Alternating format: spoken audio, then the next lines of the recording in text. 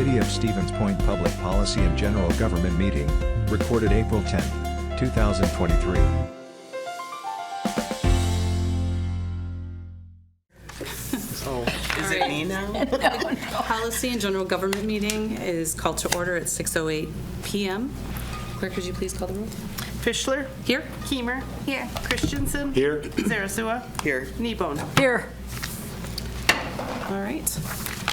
Item 2A is the extension of licensed premise for Chef's Kitchen, 924 Clark Street. Stevens Point requests for an extension of premise for patio seating that would be accessible via the restaurant and gated from the road adjacent to the restaurant and abutting diversity. And there's an attached map. And is there a motion? Keemer, I'll make a motion to approve. Seconded by Christensen. Discussion? Any questions? I did have one question, actually, about, was there any concern from diversity, do we know? Are they just in favor of the additional seating? I just didn't see anything there. Did you get any correspondence one way or the other? Okay, haven't heard anything. Okay. All right, any questions, comments from the audience or online? Hearing none. All those in favor of approval signify it by saying aye. Aye. Any opposed? Okay, that is approved. Item 2B, temporary Class B beer, Class B wine license for Stevens Point Area Co-op. And that's beginning May 21st, 2023 at 1039 Ellis Street in Stevens Point. Temporary Class B beer license for Curry Portage County. And it looks like that's for the Levitt Amp event on June 1st, 8th, 15th, 22nd, and July 6th, 13th, 20th, 27th, and August 3rd, 10th, 17th, 24th at Piffner Pioneer Park. And then we have another temporary Class B license for Curry Portage County, and that's for Point Pride on June 10th, 2023 at Piffner Pioneer Park. And lastly, is that lastly? No, not lastly. Temporary Class B license for Curry Portage County, and that's for the Juneteenth event on June 17th, 2023 at Piffner Pioneer Park. And then a temporary Class B beer license for the Stevens Point Area Youth Softball Association. And it looks like that's for the Stevens Point Classic Summer Softball Tournament, and that's on July 14th, 2023 at Gerke Park. All right, is there a motion? So moved. I'll second. Okay, to approve the licenses? Okay. Yes. Okay, I didn't hear approval. Oh, Mark. Okay. Okay, discussion? Hearing none. Any concerns, questions, comments from the audience? Okay, hearing none. All those in favor of approval, please signify by saying aye. Aye. Aye. Any opposed? And those licenses have been approved. Okay, and then moving on to item number 3A is the request to hold Stevens Point street closing, and that's for the Stevens Point Brewery Block Party on May 20th, 2023. And let's see here. Are there any concerns from the chief about this event at all? Nope, not at all. They've been in contact with Lieutenant Ben Eitenbrook, and we're having some contractual officers and some auxiliary officers there Okay. as well to assist. I did notice too that it looks like there's a mention on, oh wait, nope, that's not the one. Okay, never mind. All right. Is there a motion on this item? I'll move to approve. Okay, Keeper. And is there a second? Okay, Vice Roosevelt. All right, any discussion?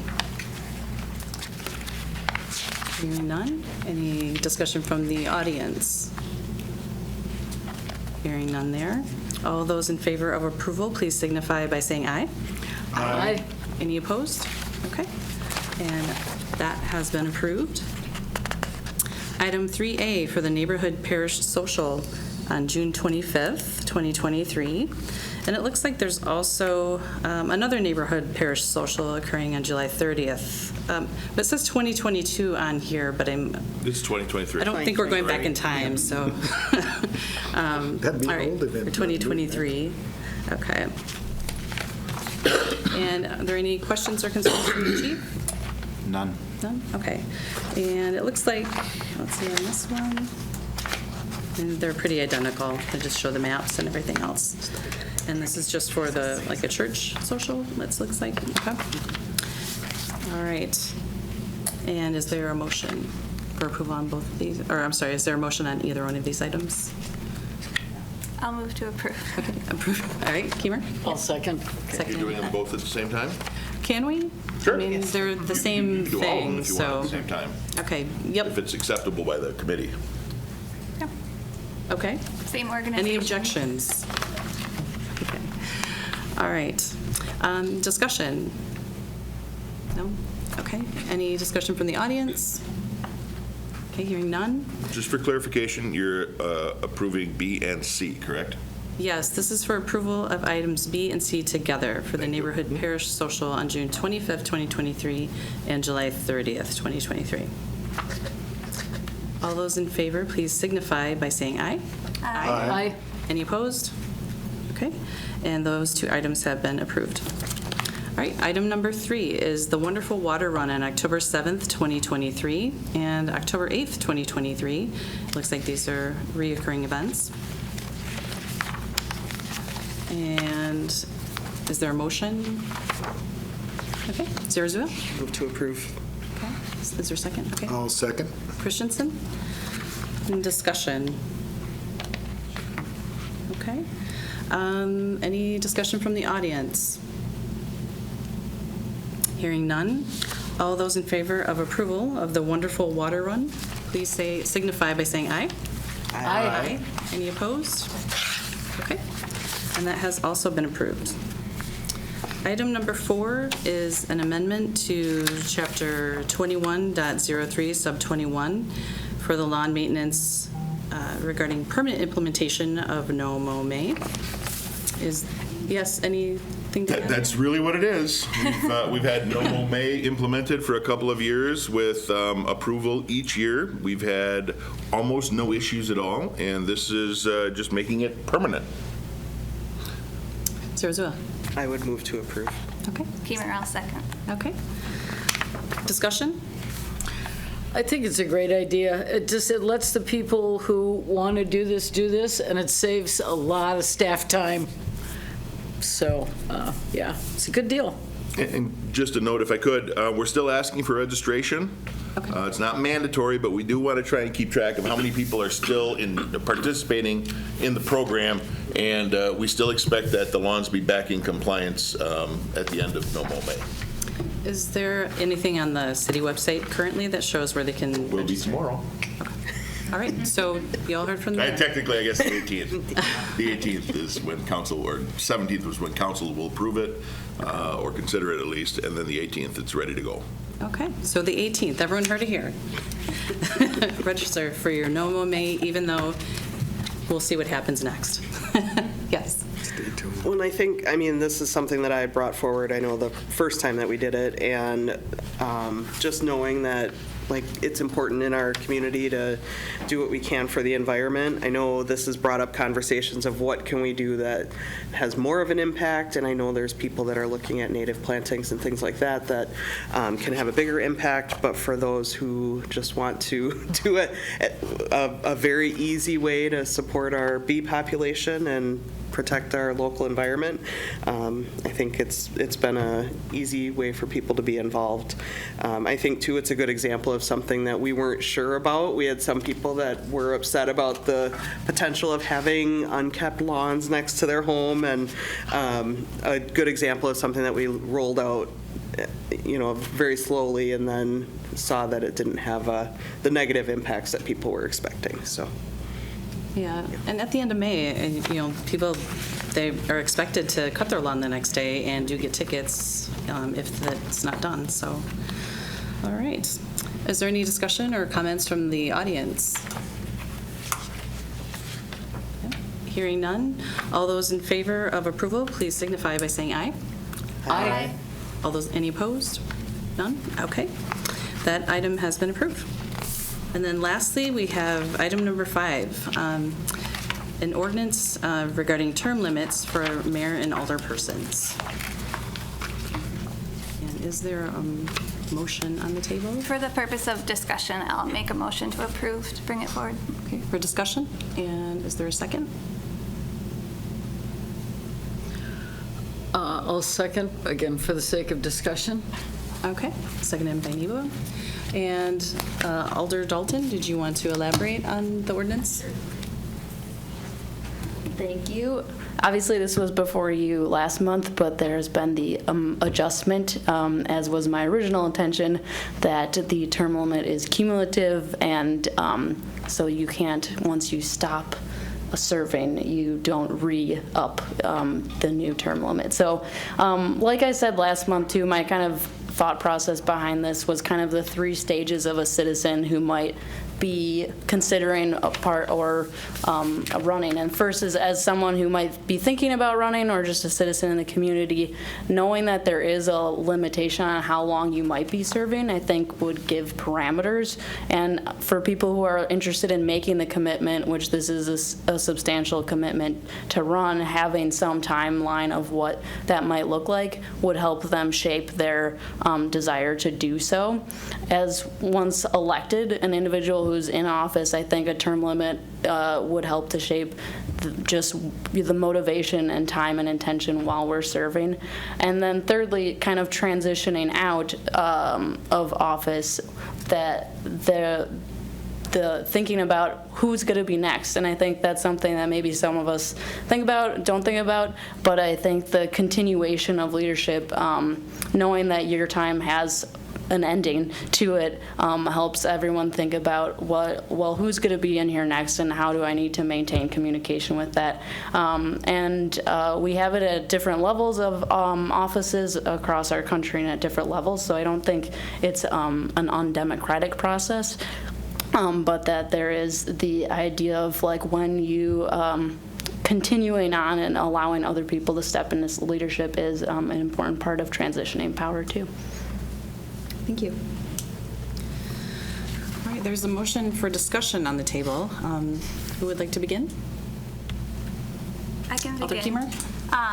I heard from about 25 residents from within District 3 and outside District 3 on this issue, which is, a small number, but, it's not a big enough sample size to really come to some big conclusions. But based on the response from what I heard, I did about less than 1/3 were in favor and over 2/3 were against term limits. So I just kind of wanted to go through some of the things I heard from those people. Those that did support term limits seem to think that it should be equal number for alder and mayor. Like the current draft of the policy we have, I think it's 12 for mayor and 8 for alder. And overwhelmingly for the people who were in support of it, they thought 12 was a very reasonable number. For those that didn't support term limits, they had a number of reasons for why they did not think it was a good idea. A number of people felt that Stevens Point was too small of a city to limit involvement. There has been recent referendums in both Madison and Green Bay on this issue, which again have much larger populations than we do. Madison's was advisory, I believe, and Green Bay's was binding. And there was a lot of support from their population. So I think reaching out to people, and I reached out to over 100 from within and outside the district, anyone who's contacted me in the last 2 years. So people I don't know very well, people I've never met. And again, I think there was a lot of people who are feeling kind of gray on this, which is where I kind of am. Like, I can see the valid points on either side, but I'm kind of skeptical that the term limits will really encourage more involvement or lead to more competitive elections. I guess if that's the case, then that would be good. One of the other things that people brought up was that they felt there's too little interest from the public in this community in holding public office, and that they thought that people's time in government led to more expertise and that was a good thing. But overall, I think the people who said they were against it, their main point was that they felt like the public should ultimately decide who is voted in through the election process, and that if someone has been in office too long, they should not be voted in. So I can see those points. I can see it from either way. 12 years does seem like a very reasonable time to hold public office, and it seems like there's very few people who choose to hold office that long or get elected that long. If the committee agrees, I'm open to moving this forward just so the full council has a chance to weigh in on this. Because again, like, from what I've heard, I don't see a huge demand for this, but maybe others have heard differently. So I'm perfectly happy for this to move forward just for the full council to weigh in. I also think another thing to think about is if we want this to go to referendum. A lot of people felt very strongly about that too, that, you know, it's the council's job to make difficult decisions and too many things go to referendum. But other communities have done it, and I'm not against that either. So I'm just kind of waiting to see what you all think and what the council at large thinks. So, point of clarification, this will go to council either way. Okay. Every committee is advisory to council, so regardless Okay. of the outcome here, it will go to the full council. Very good. So today is just discussion only then? No. Okay. You can take it, just like anything else, you can take action either way, recommend approval or denial, or you can take no action. Any of those will still forward it on to the council for consideration next week. Okay. Any other comments, questions? Okay. Alderman Nebo? I think elections are term limits. We just had one, not even a week ago, and there was an opportunity for 4 districts to choose who they wanted to represent. And I think that's enough for a lot of reasons. And again, experience matters. And you don't often find people that are willing to serve or have the time to serve, frankly. To do this well, it does take a lot of work. So I don't think we should limit the pool of people that might want to do this. And if a district really likes their alder, why should they have to lose that opportunity after a certain amount of years? So I'm not supportive of this. Any other comments? Alder Christensen? I guess my thought is they're only 2-year terms, especially for alders, and may be a little bit different. And when you take a look at the levels that do have term limits, it's more common at the federal level. Those are 4- and 6-year terms. When you have a chance to reconsider your alder position every 2 years, I think the public has a chance to weigh in on quite a regular basis. Half the council is up for election every year. And so I agree. I think that because of the fact that the terms are so short, the elections basically function as term limits. If they're unsatisfied, it's not a very long time before they can replace that person and have somebody more to their liking. I haven't seen long lines of people waiting and wanting to run and feel like they haven't been able to. It's sometimes a struggle to find people, and that's unfortunate. It does take time. I do think that there's something to be gained by having that balance of perspectives. It's good having some expertise and some historical knowledge and institutional knowledge for people that have been on for a while. I also think it's good having fresh ideas. I think the balance of the both is probably the ideal solution, and our present system kind of has already created that. When you take a look at the council we have, it's a blend of some experienced people and also a number of new perspectives being brought on board as well. So I think what we have right now is working. I think it's providing that balance. Thank you. Alder Zarazua. Is it my turn? No. As usual, I see both sides of this discussion, and they're both valid. I do think that when we say that the voters decide at the polls who's going to represent them, they are deciding if there should be a term limit for that person. I do think, too, just the size of our community. I mean, like, we have the opportunity to personally know the people that we're serving and for them to know us. And I think that that's different than the trust level that you don't see at a federal level with your representatives. I think talking about the expertise that you gain from being in this role, I mean, it takes a really long time to learn so many parts of the city. And I mean, I've had a couple of terms, and there's every month there's still more things on the agenda that I have to study and learn. And so it's not to say that a new person can't do that. They can. But it really is a commitment to be able to do that. And I think that we don't have anything that deters people from running, and yet we still don't see a lot of people come forward to run. I understand the idea that maybe just the perception of having to be in this role forever is a barrier to serving, but in reality, I think everyone who sits at this table knows that they can step down when they choose to. And even during a term, like we've seen, a lot of us have been here because we were appointed midterm, so we know that, you know, that happens. So if life changes, people are able to step down if it's not the right thing for them. Of the people that reached out to me, I had very few that were in favor of this, which I was kind of surprised by, because I feel like it's a good sign that people really do have trust in us. I know we get a lot of negative publicity about things, but we do also have a lot of people out there who believe in what we're doing and support us, and they show that by going to the polls and bringing us back. So that's it. Okay.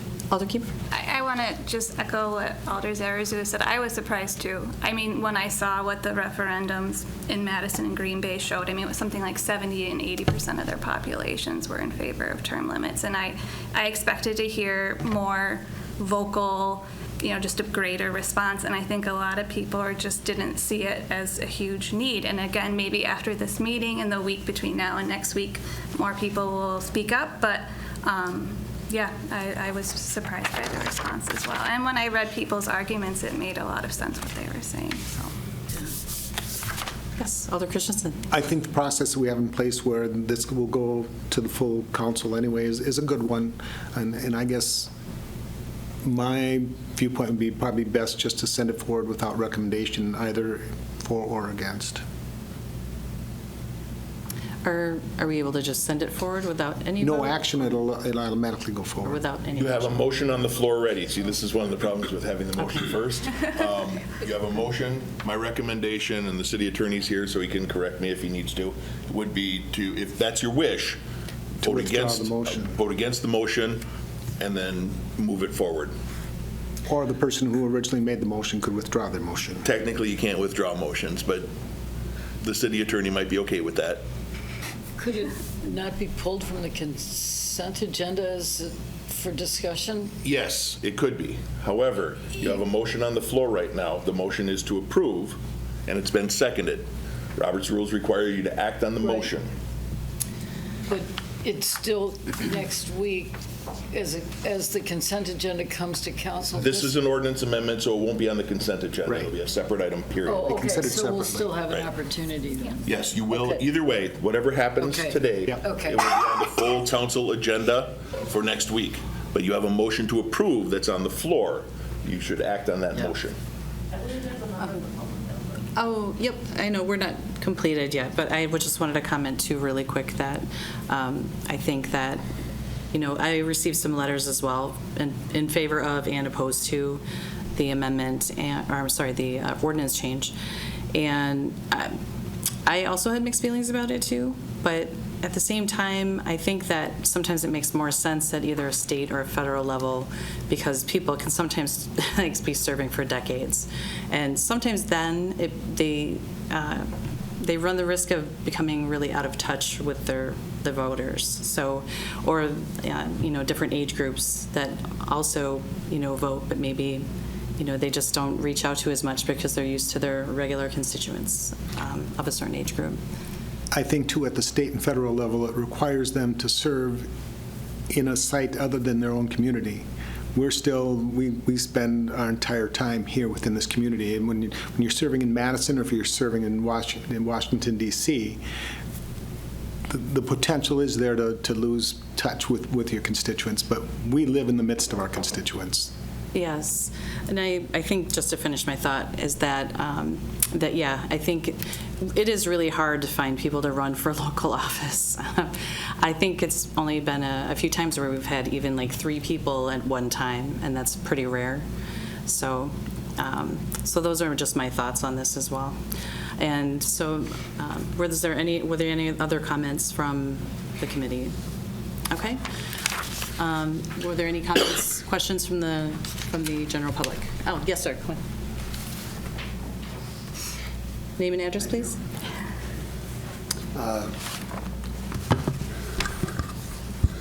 What I want to say, first of all, is I want to thank the council for working on this. When I was campaigning, after 4 lanes and no back lanes, the biggest thing they talked about was term limits. To my way of thinking, I don't see these offices, especially on the local level, as being offices that would be careers, so to say. I see them as ones where you come in, you sit for, and I had for 4 terms for alder and 2 terms for mayor. I'm good with the 3 terms. The only thing I wasn't good with was having a person go through their terms, then having a lapse time where you could sit out for a term and then come back in, because that defeated the purpose of term limits. But with term limits, you've got people being more involved, I think. People feel like they have more of a chance, more than just 3 minutes here at the podium, to be able to affect change. I also think that you have an idea where you have a continuum. You have a continuum of new ideas coming forward.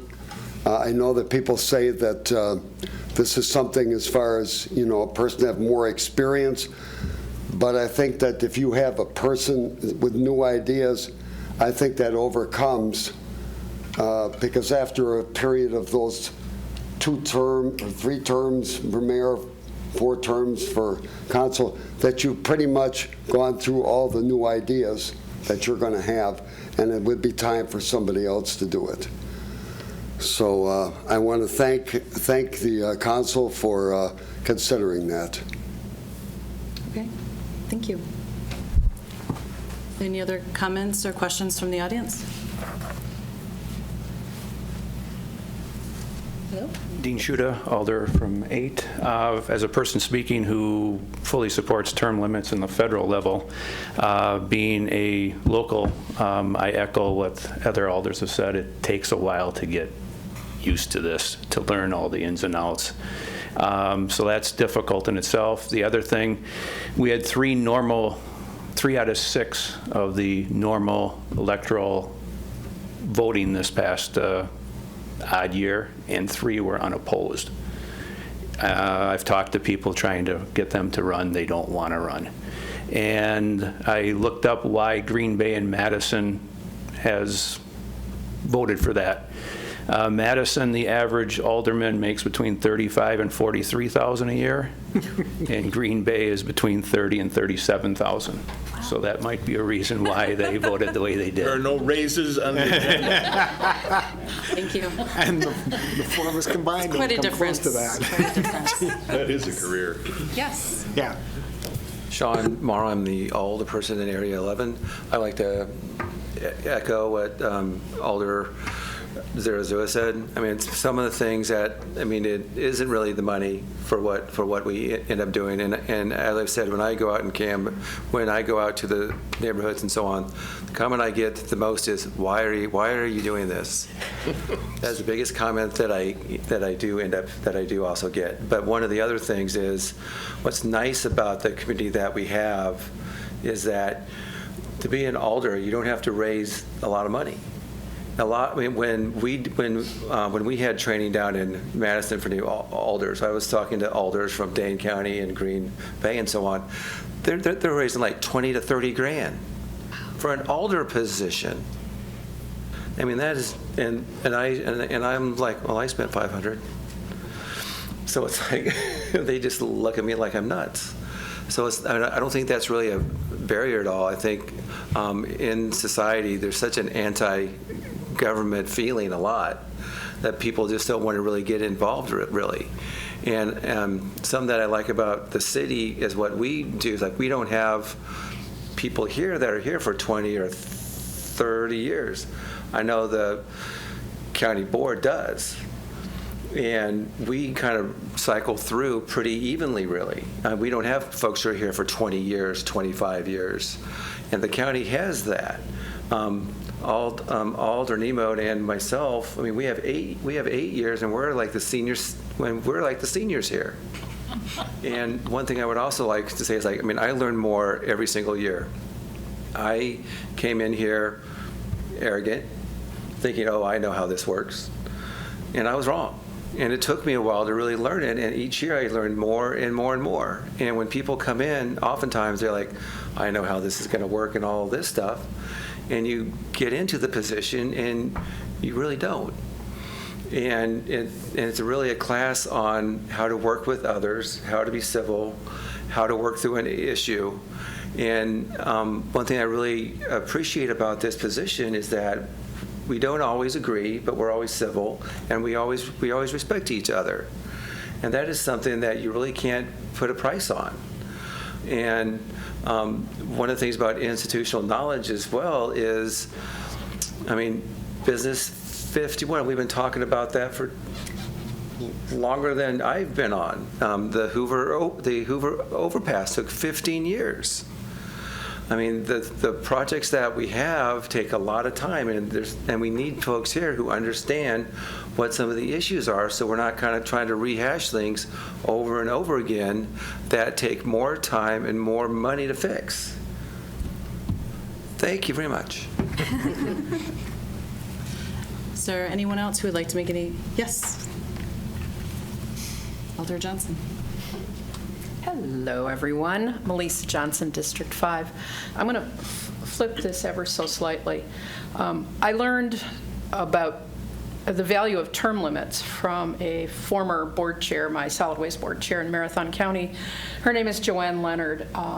She and I are political polar opposites, but we have great respect for one another. And she term limited herself when she got on the Marathon County Board. She said, I'm not going to serve any more than 4 terms. And in her 4th term, I'm like, Joanne, you can't leave.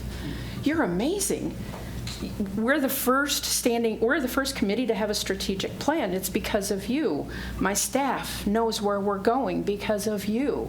You know, operationally, we followed the policies that she helped foster through the board.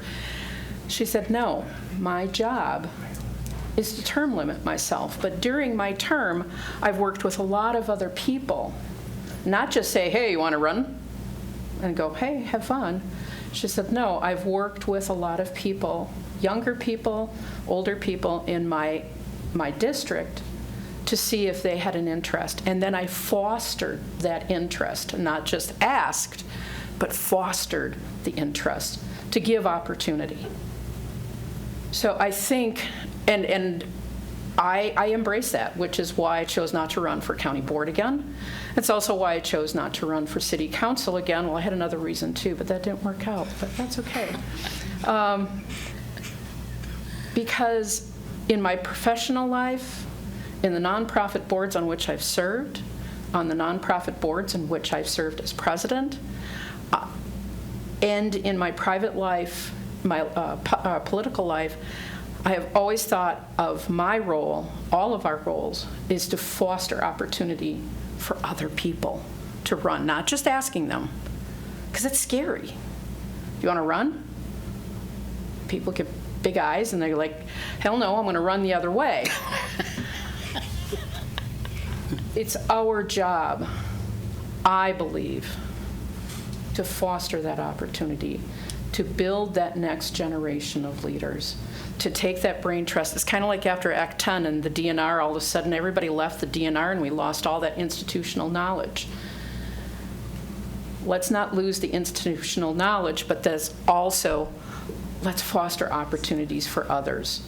Let's not just ask them, but say, do you have an interest? I'd love to sit down with you. I'd like to share what I've learned. I think that's where it's a sort of a self-imposed term limit. And I think that's, to me, what this is all about. So, thank you. Thank you. Is there anyone else? Would anyone else like to speak? Hearing none. The motion on the floor is to approve the ordinance for term limits for mayor and alderpersons. All those in favor signify by saying aye. Any opposed? Nay? Nay. Nay. No. All right. That motion fails. You have So, but two that will- choices at this point. You can accept another motion, and that motion could be to forward it on to council with no recommendation, or you can choose to do nothing, in which case it will still get forwarded. Okay. Motion, Alder Keyman? I'll make a motion to forward this on to council, and I think one thing, I'm still open to possibly supporting this depending on what I hear in the next week, and if maybe some changes are made. One thing I noticed with this one is it's 4 terms for alder is the limit, and 3 for mayor. So that would be 8 years for alder and 12 years for mayor. I kind of feel like those should be the same, 8 and 8 or 12 and 12. Again, I'm happy for council to make their thoughts known on that. The other thing I didn't quite understand is it looked like that this ordinance would begin on or after May 15th, 2023, but for mayor, commencing, ending in May 2027 or beginning. But it seemed like they were starting at different times. And so I kind of think if this moves forward and is approved, it should begin at the same time for alders and mayors and not begin at different dates for each. So I guess those are my recommendations for council, is to just think about the consistency of possibly making things more consistent. Okay, so if there was going to be a change made at council, they would discuss it there and then amend it? Okay. Yep. So, yes. Point Alder of Christensen. clarification, when you said to forward it to council, is that without recommendation or Yes, with? either without recommendation or with the recommendations to make the terms consistent. I don't know. So does that have to be made into a motion, or can that, I guess? Bringing some of that institutional knowledge, you can do two Maybe things. mention it at council? What I would recommend is that everybody at council now heard you, including the city attorney. Yes. They can discuss it at council and make amendments there, or anytime during the week. We can have the amendments prepared by the city attorney for council. But I would recommend that you, if this is your wish, move it to council without a recommendation. Everybody's heard those thoughts, and we Sure. still have another week to take input on that. I make a motion to move this to council with no recommendation. Okay. No, I will second that. Seconded by Christensen. Okay. Discussion? Because we have to go through discussion too, right? So no discussion here. Any discussion, thoughts from the audience? Hearing none. All those in favor of approval of moving this on to council with no recommendations, please signify by saying aye. Aye. Any opposed? There are none, and that motion carries. And this meeting is adjourned at 6:47. A video of this meeting is available for viewing on the city's website, stevenspoint.com/videos.